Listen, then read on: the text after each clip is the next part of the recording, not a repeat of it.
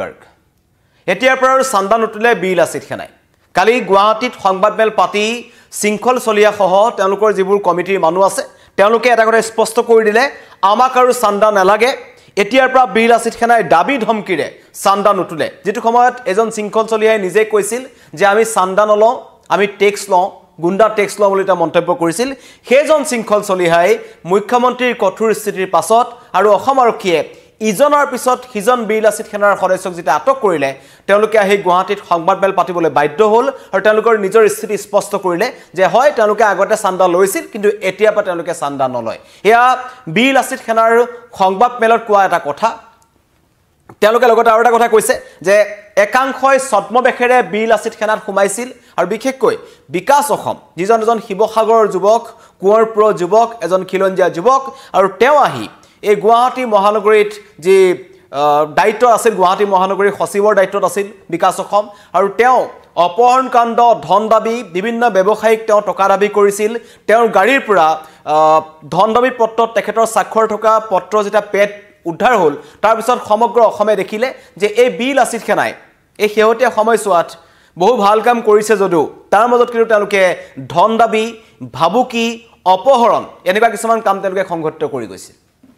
সকলোৰে চকু এই বীৰ লাচিত সেনাৰ ওপৰত পৰিল তাৰ পিছত অৱশেষত মুখ্যমন্ত্ৰীয়ে ক'বলৈ বাধ্য হ'ল যে এই সংগঠনটো এটা খদিয়াৰ পৰা ধুবুৰীলৈ চান্দা তুলি ফুৰা এটা পাৰ্টি আৰু এওঁলোকে বিভিন্ন মানুহক অনাহকত হাৰাশাস্তি কৰি আহিছে অনাঅসমীয়া ব্যৱসায়ীসকলক তেওঁলোকে মন গ'লে দাবী ধমকি দিয়ে বিভিন্ন অসমীয়া ব্যৱসায়ীকো তেওঁলোকে দাবী ধমকি দিয়ে বিভিন্ন ধৰণৰ ধন দাবীৰ তেওঁলোকৰ ওপৰত অভিযোগ আছে থানাই থানাই বীৰ লাচিত সেনাৰ একাংশ সদস্যৰ নামত এজাহাৰ পৰিবলৈ ধৰিলে এনেকুৱা ঘটনা যদি সংঘটিত হৈ থাকে তেন্তে আলফা স্বাধীনৰ দৰে এদিন এই বীৰ লাচিত সেনাকো নিষিদ্ধ কৰি দিয়া হ'ব চৰকাৰৰ ফালৰ পৰা মুখ্যমন্ত্ৰীয়ে কঠোৰ সকীয়নি দিলে তাৰ পিছত অৱশেষত গোটেইখিনি আহি তেওঁলোকে শৃংখল চলিয়াকে আৰম্ভ কৰি গোটেইখিনি আহি গুৱাহাটীত সংবাদমেল পাতি স্পষ্টকৈ ঘোষণা কৰিছে যে আমাক আৰু চান্দা নালাগে যি আছিলে ললো আৰু ল'ব নোৱাৰো যদিহে কোনোবাই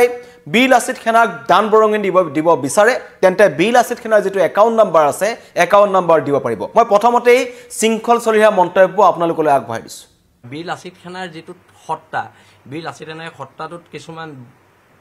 সন্দেহযুক্ত মানুহ সোমোৱাৰ আমিও তথ্য পাইছো আৰু যদি সন্দেহযুক্ত মানুহ আছিলে তেনেহলে আজিৰ পৰা বীৰ লাচিত সেনাৰ যিকোনো সদস্য হ'বলৈ হলে 3 প্ৰজন্ম খিলঞ্জীয়া হ'ব লাগিব হেতুৰ ওপৰত বীৰ লাচিত সেনাৰ স্থিতি স্পষ্ট আৰু বীৰ লাচিত সেনাই অনাগত দিনত অসমৰ থলগিৰি মানুহখিনিক লৈ এখন ঐক্যবদ্ধ সংগ্ৰাম কৰিব এখন সংগ্ৰাম ভাষা বচোৱাৰ সংগ্ৰাম এখন সংগ্ৰাম জাতি বচোৱাৰ সংগ্ৰাম হ'ব আৰু এখন সংগ্ৰাম অসমৰ মাটি বচোৱাৰ সংগ্ৰাম হ'ব আৰু অনাগত দিনত এই সংগ্ৰামখন চলি যাব আৰু আমি সকলো পক্ষকে অনুৰোধ জনাইছো যে যদি বীৰ লাচিত সেনাৰ নামত কোনোবাই অৰ্থনৈতিকভাৱে কাবাক হাৰাশাস্তি কৰে তেতিয়াহ'লে আমাৰ বীৰ লাচিত সেনাৰ কেন্দ্ৰীয় সমিতিৰ লগত যোগাযোগ কৰিবলৈ নহ'লে নিকটৱৰ্তী যিখন থানা আছে থানাত গৈ পেলাই এখন এজাহাৰ দিবলৈ আমি ৰাইজক দাবী জনাইছো সেইখিনিয়ে কথা আৰু আমাৰ এই মাহৰ শেষৰ ফালে আমাৰ এখন চিন্তন বৈঠক হ'ব আমাৰ সমগ্ৰ অসমৰ সৈনিক গুৱাহাটীত উপস্থিত হ'ব আৰু তাতে আমাৰ পৰৱৰ্তী কাৰ্যপন্থাৰ ওপৰত আমাৰ সিদ্ধান্ত হ'ব আৰু আমি সংবাদ মাধ্যমক চিন্তন বৈঠকৰ পিছতে এই কথাখিনি জনাম এতিয়া আপোনালোকে চান্দা বন্ধ কৰা বুলি কৈছে কিন্তু আপুনি কৈছিল যে চক এতিয়া যদি অসমৰ জনগণে এই ক্ষেত্ৰত কিবা আমাক বেয়া পাইছে আমি এইটো বন্ধ কৰাটো কৈছো আৰু আমি আগতেও চান্দা সংস্কৃতিটো আমাৰ নাছিলে এইটো মই এটা ইণ্টাৰভিউত কোৱা কথা কিন্তু কথাটো হৈছে কি বীৰ লাচিত সেনাৰ সত্তাটোৰ নামত এটা সংগঠন চলাবলৈ অৰ্থনৈতিকভাৱে অৰ্থৰ প্ৰয়োজন হয় আৰু আমাৰ শুভাকাংক্ষী আমাক এইখিনি অৰ্থ দিয়ে কিন্তু এটা কথাটো হৈছে কি বীৰ লাচিত সেনাৰ নামত কোনোবা অবৈধভাৱে ধন সংগ্ৰহ কৰিব সেই কথাটো যুক্তিসংগত নহয় বীৰ লাচিত সেনা পেড এখন কোনোবা কম্পিউটাৰটো বনাই ল'ব পাৰে ষ্টাম্প এটা কোনোবা দোকান এখনতো বনাই ল'ব পাৰে সেই ষ্টাম্প পেড ব্যৱহাৰ কৰি কোনোবাই আৰু বহুত আমি এতিয়া কমপ্লেইন পাইছোঁ এইবিলাক ওলোৱাৰ পিছত কেঁচু খান্দোতে সাপ ওলোৱা নিচিনা কথা হৈছে আমি বহুতো কমপ্লেইন পাইছোঁ আৰু সেই কমপ্লেইনবিলাকৰ এগেইনষ্টত আমি আজি সেইকাৰণে এখন প্ৰেছ মিট দিবলগীয়া হৈছে যদি কোনোবাই আমাৰ নামত পইচা তুলিছে ধন সংগ্ৰহ কৰিছে সেইটো ওচৰত থানা আছে থানাত অৱগত কৰক নহ'লে আমাৰ যদি কোনোবা সৈনিক আছে সৈনিকসকলক অৱগত কৰক যে বীৰ লাচিত সেনাৰ সংগঠনটোৰ অটল অদম্য স্থিতিক দুৰ্বল কৰিবৰ বাবে যিসকল সৈনিকে ছদ্মবেশ ধৰি আমাৰ মাজত সোমাই পৰিছিল সেইসকলকো আমি কঠোৰ সকিয়নি প্ৰদান কৰিছোঁ আৰু এখন আমি তদন্ত সমিতি ইতিমধ্যে কেন্দ্ৰীয় সমিতিৰ ফালৰ পৰা জিলাই জিলাই পঠাইছোঁ আৰু তদন্ত সমিতিয়ে ইতিমধ্যে আমাৰ বহু কথাই কৈছে সেই কথাবোৰ আমি চিন্তন বৈঠকত আলোচনা কৰিম এটা কথা আপোনালোকে নিশ্চিত দি আমি আপোনালোকৰ আগত অসমবাসীৰ আগত আজি ক'ব বিচাৰিছোঁ যে বীৰ লাচিত সেনাই কেৱল মাত্ৰ খিলঞ্জীয়া সৈনিক সদস্যৰ দ্বাৰা গঠিত পৰিচালিত এটা অটল অদম্য স্থিতিৰে আগবাঢ়ি যোৱা এটা সংগঠন হ'ব সেই কথা আমি অসমবাসী ৰাইজৰ আগত ক'ব বিচাৰিছোঁ আৰু দ্বিতীয় কথা মন কৰিব যে বীৰ লাচিত সেনা অসমৰ খিলঞ্জীয়া মানুহৰ থলগিৰি মানুহৰ সুৰক্ষাৰ স্বাৰ্থত অবৈধ বিদেশী বহিষ্কাৰৰ কাৰণে উচ্ছেদ বেদখলকাৰী উচ্ছেদ কৰিবৰ কাৰণে আমি যিখন সংগ্ৰাম চলাই নিছিলোঁ এই সংগ্ৰামখনক দুৰ্বল কৰিবৰ বাবে যিসকলে আমাৰ এই ৰাজহাড় ভাঙিম বুলি যিসকলে চেষ্টা কৰিছে আমি তেওঁলোকলৈ আমি ক'ব বিচাৰিছোঁ বীৰ লাচিত সেনাই অটল অদম্য হৈ যি আপোচবিহীনভাৱে নিৰ্ভীকভাৱে জাতীয় সংগ্ৰামখন চলাই নিছিল ইয়াতকৈও অধিক শক্তিশালী ৰূপত আপোনালোকে দেখিবলৈ পাব আৰু বহুকেইটা সংশোধন আমি বীৰ লাচিত সেনাৰ পবিত্ৰ মঞ্চলৈ আনিব বিচাৰিছোঁ সেই সকলোবোৰ কথা আমি আজি আপোনালোকক বিতংভাৱে নকৰোঁ চিন্তন মন্থন বৈঠকত আলোচনা হ'ব কিন্তু এটা কথা কওঁ যে ৰাইজে যেনেদৰে আমাক বিচাৰিছে এটা খিলঞ্জীয়া ৰক্ষাৰ স্বাৰ্থত আপোচবিহীন কণ্ঠ হিচাপে বীৰ লাচিত সেনাই কাম কৰি যোৱাটো ৰাইজে বিচাৰিছে ঠিক ৰাইজে বিচৰা ধৰণে আমি আগন্তুক দিনত আমি কাম কৰি যাম শৃংখল চলিয়াৰ মন্তব্য শুনিলে শৃংখল চলিয়াই কৈছে যে এতিয়াৰ পৰা আৰু চান্দা তোলা নহ'ব আৰু লগতে কেইবাটাও অভিযোগ উত্থাপন কৰিছে যে এই বীৰ লাচিত সেনাৰ একাংশ সদস্য ভুৱা আছে একাংশই চক্ৰান্ত কৰি বীৰ লাচিত সেনাত সোমাইছিল যিসকল খিলঞ্জীয়া নাছিল আৰু সেইকাৰণে তেওঁলোকে এতিয়া কৈছে এতিয়াৰ পৰা যিসকল বীৰ লাচিত সেনাত সোমাব বা বীৰ লাচিত সেনাৰ সদস্য হ'ব তেওঁলোকৰ তিনিটা প্ৰজন্ম খিলঞ্জীয়া হ'ব লাগিব মানে শেহতীয়াকৈ গুৱাহাটীত অপহৰণকাণ্ডত যিসকল ধৰা পৰিল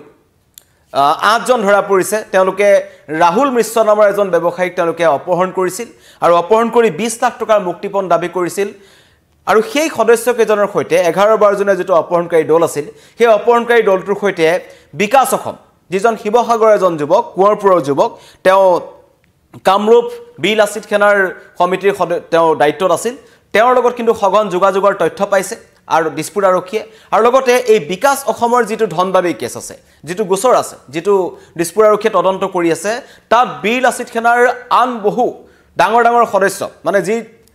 জিলা পৰ্যায়ৰ সদস্য আছে বা কেন্দ্ৰীয় সমিতিৰ সদস্য আছে তেওঁলোকক কিন্তু তদন্তৰ আওতালৈ অনা হ'ব পাৰে টকা কোনে কোনে লৈছিল কেৱল বিকাশ অসমে টকা লৈছিল নে বিকাশ অসমে সেই টকা কেন্দ্ৰীয় কমিটিৰ অন্যান্য সদস্যকো দিছিল বা জিলাসমূহত যিবোৰ ঘটনা সংঘটিত হৈছিল জিলাসমূহত ধন দাবীৰ ঘটনা সংঘটিত হৈছিল বহুবাৰ আমি দেখিছোঁ তেওঁলোকে বিভিন্ন ধৰণৰ ব্যৱসায়িক প্ৰতিষ্ঠানসমূহত গৈ তেওঁলোকে দাবী ধমকি দিছিল তাৰ পৰা তেওঁলোকে টকা লৈছিল নেকি সেইবোৰ তদন্ত কিন্তু এতিয়া দিছপুৰ আৰক্ষীয়ে কৰিব আৰু বিকাশ অসমক এনেকুৱা ধৰণৰ ঘটনা সংঘটিত কৰিবৰ কাৰণে কেন্দ্ৰীয় কমিটিৰ ফালৰ পৰা কোৱা হৈছিল নেকি তাৰো তদন্ত কিন্তু দিছপুৰ আৰক্ষীয়ে কৰিব তদন্তৰ আওতালৈ আহিব পাৰে বীৰ লাচিত সেনাৰ আন কেইবাজন সদস্য আৰু তাৰ আগে আগে হঠাৎ বীৰ লাচিত সেনাৰ যি কেন্দ্ৰীয় কমিটি আছে লগতে শৃংখল চলিয়াকে ধৰি কেইবাজনো আহি গুৱাহাটীত উপস্থিত হ'ল গুৱাহাটীত উপস্থিত হৈ তেওঁলোকে সংবাদমেল দিবলৈ বাধ্য হ'ল আৰু তেওঁলোকে এটা কথা ক'লে যে আমাক আৰু চান্দা দিব নালাগে আমি আৰু চান্দা নতুলো এই যি চান্দা সংস্কৃতি আছে এই চান্দা সংস্কৃতি বীৰ লাচিত সেনাই পৰিহাৰ কৰিব আৰু সমগ্ৰ অসমবাসী ৰাইজে বেয়া পাইছিল কাৰণ বীৰ লাচিতৰ নাম তেওঁলোকে ব্যৱহাৰ কৰি এনেকুৱা ধৰণৰ ঘটনা সংঘটিত কৰি আহিছিল আৰু শেহতীয়াকৈ আমি দেখিছোঁ বিশেষকৈ উজনি অসমত বীৰ লাচিত সেনাৰ একাংশ সদস্যই বিভিন্ন সময়ত ভয় ভাবুকি তেওঁলোকে কিন্তু প্ৰদান কৰি আহিছে বহু মানুহে এই অভিযোগ উত্থাপন কৰিছে সেই কথা একাংশ খিলঞ্জীয়া অসমীয়া লোকেও কৈ আহিছে যে যিবোৰ কাম প্ৰশাসনে কৰিব লাগে আৰক্ষীয়ে কৰিব লাগে চৰকাৰে কৰিব লাগে তাত গৈ এই বীৰ লাচিত সেনাৰ দৰে একাংশ সংগঠন আছে যিসকলে ভয় ভাবুকিৰে তেনেকুৱাবোৰ কাম কৰিবলৈ গৈছে আৰু শেহতীয়াকৈ বিকাশ অসমৰ যিবোৰ কুকাণ্ড যিবোৰ কৰ্মকাণ্ড তেওঁ কৰিলে এটাৰ পিছত এটা পোহৰলৈ আহি আছে প্ৰথমতে গাড়ী কিনাৰ পৰা যদি আৰম্ভ কৰোঁ এজন বিকাশ অসমৰ কাহিনী কৈ শেষ নহয় কিন্তু তথাপিও কালিৰ দিনটোত দিছপুৰ থানাত দিছপুৰ আৰক্ষী ফালৰ পৰা যিটো মন্তব্য আহিলে তাত কোৱা হৈছিল যে জুবিন গাৰ্গৰ নাইকিয়া হোৱাৰ পিছত ঢুকুৱাৰ পিছত সমগ্ৰ ৰাজ্যত এটা শোকৰ চাপ পৰিছিল লগে লগে আহিল দীপাৱলীত এনেও মানুহে এবাৰ খুব বেছি বম ফটকা ফুটোৱা নাই সকলোৱে বম ফটকা ফুটোৱাৰ পৰা বিৰত আছে কিন্তু তথাপিও কিছুমানে ব্যৱসায়িক ভিত্তিত ফাঁচি বজাৰ একাংশ ব্যৱসায়ী যেটো তেওঁলোকে কোটি কোটি টকাৰ ফটকা তেওঁলোকে ক্ৰয় কৰি আনে সেইবোৰ তেওঁলোকে দোকানত বিক্ৰী কৰিবলৈ খুজিছিল আৰু তাত খেনচুকু পৰিছিল এই বিকাশ অসম বাহিনী যেটো এতিয়া বিকাশ অসমক বীৰ লাচিত সেনাৰ পৰা অব্যাহতি দিয়া হৈছে তেখেতক উলিয়াই দিয়া হৈছে কিন্তু তথাপিও বীৰ লাচিত সেনাত থকা অৱস্থাতে তেওঁ ফাঁচী বজাৰ একাংশ ব্যৱসায়িক ভাবুকি প্ৰদান কৰিছিল যে আপোনালোকে বিক্ৰী কৰিব নোৱাৰিব তেতিয়া যেতিয়া ব্যৱসায়ীসকলে তেওঁলোকৰ সৈতে পুনৰ যোগাযোগ কৰে তেতিয়া বিকাশ অসমে কৈছিল যে আমাৰ সৈতে আলোচনা কৰক কিবা এটা দিলে কিবা কিবি মিলা মেচা কৰি দিলে টকা পইচাৰ লেনদেনৰ কথা তেওঁ কৈছিল তেতিয়া আমি পুনৰ আপোনালোকক বিক্ৰী কৰিবলৈ দিব পাৰোঁ আৰু সেই কাৰণে ব্যৱসায়ীসকলে উপায়ন্তৰ হৈ যেহেতু ব্যৱসায়ক লোকচানৰ কথা আছে সেইদিনাখন সন্ধিয়া ভাগলৈ আহি লতাশিল থানাৰ কাষত থকা এখন হোটেলত এই